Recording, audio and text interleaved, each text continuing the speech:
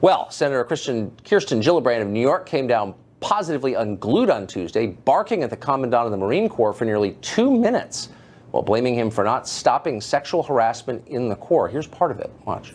When you say to us, it's got to be different, that rings hollow. I don't know what you mean when you say that. Why does it have to be different? Because you all of a sudden feel that it has to be different? Who has been held accountable? I very much align myself with Senator Fisher's comments. Who has been held responsible? Have you actually investigated and found guilty anybody? If we can't crack Facebook, how are we supposed to be able to confront Russian aggression and cyber hacking throughout our military?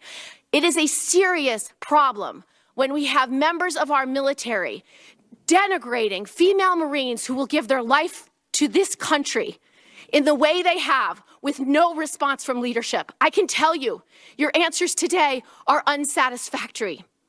They do not go far enough. And I would like you to know what you intend to do to the commanders who are responsible for good order and discipline. All of this behavior is in violation of Article 120 and Article 34 as so stated. They are violating the Code of Criminal Justice. Why are commanders who have asked for all responsibility to deal with sexual assault and these behaviors for the 5 years this committee has been focused on this issue? You have demanded that you maintain control of all these issues. But where's the accountability for failure? Who is being held accountable for doing nothing since 2013? Who? Which commander? I am very... Congressman Lee Zeldin is a Republican representing the state of New York. He's also a veteran. He joins us now. Congressman, thanks a lot for coming on. Senator. This seemed out of proportion, for one, given the crime that she was talking about, which is Marines putting up nude pictures of women they had dated who were also Marines. Awful. I would never defend that. I think it's cruel. But for, I think, by most accounts, the least impressive senator of the United States Senate to basically scream at a man who served as a Marine officer for 42 years in a public hearing is a little over the top, don't you think? Senator Gillibrand was certainly pretty fired up. There are definitely different ways to approach that questioning of the Marine General. I do believe General Neller handled that interaction with outstanding leadership. He didn't make any excuses.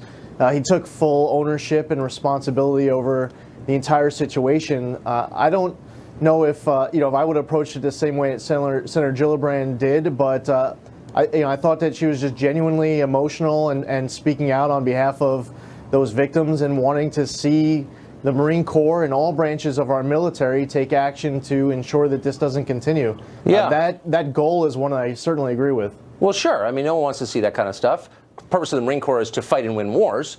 I didn't see any mention of that, but I guess it's the proportion here. So General Neller is not responsible for putting those pictures up.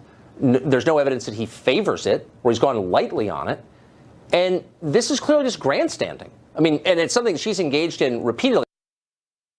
Anybody who's followed her career knows she said all kinds of totally outrageous and unsupportable things over the years on this topic. I just don't think it's appropriate to do that to someone like General Neller, would you say?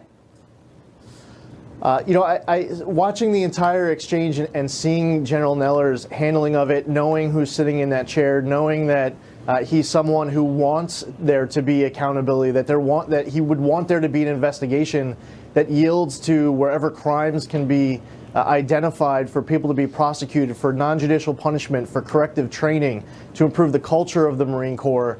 Knowing that General Neller's in that chair over the course of decades of service, he's been through a whole lot where he's not going to be rattled by any one senator's questioning. For that particular exchange, I think on both sides, Senator Gillibrand's comments as well as General Neller's comments, it sends a message to any of the individuals involved in posting these pictures, as well as sending a message for any of those female victims.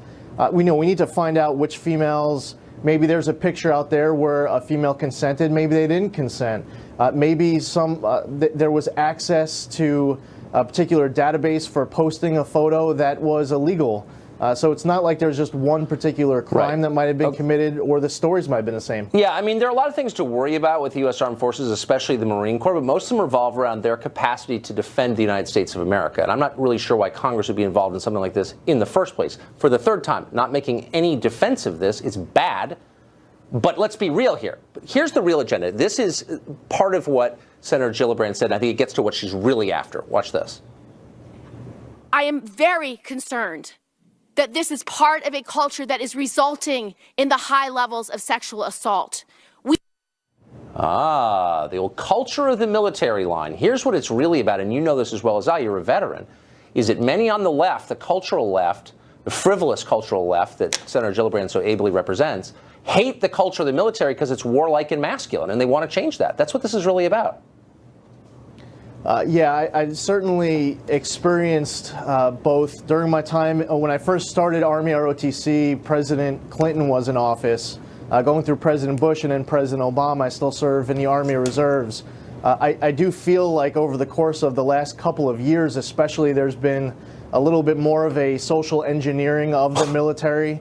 I recently had Army Reserve training where the entire Sunday morning was spent on transgender training.